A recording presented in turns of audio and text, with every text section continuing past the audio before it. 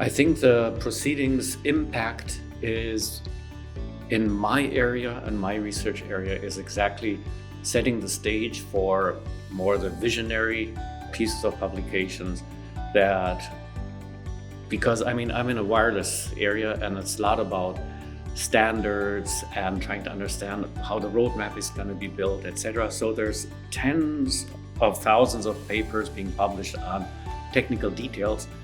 And then to compile this into something that maybe has an influence on standardization, because it sort of brings it together and shows its true impact in a deep dive, but in a way that it is more addressing the general audience, makes all the difference.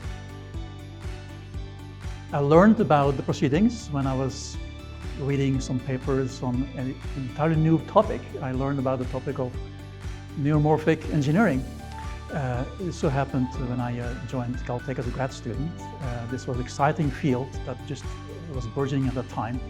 And there was this seminal paper on the topic by Carver-Mead on neuromorphic electronic systems that introduced the field, the concept, in very clear terms. It's a very brief paper, but very much packed with information and exposing this new emerging field at a level that can be understood by a very broad audience, calling to fundamental principles of physics coupled with foundations of engineering and circuits, and making the connection between biology, neurobiology, and engineering was something very fascinating to me.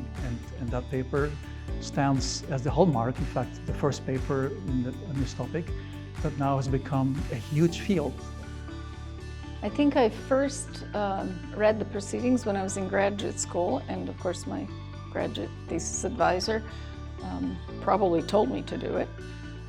But since that time I've learned about an incredible number of topics, and actually I remember there was an issue on terahertz techniques. I don't remember the exact title of the issue, but it was the first time when I actually understood how far back the field goes, what are the real challenges, how there's been a long time since some of these challenges have been solved, what techniques people apply, how these techniques are borrowed from other fields and how they may apply to other fields.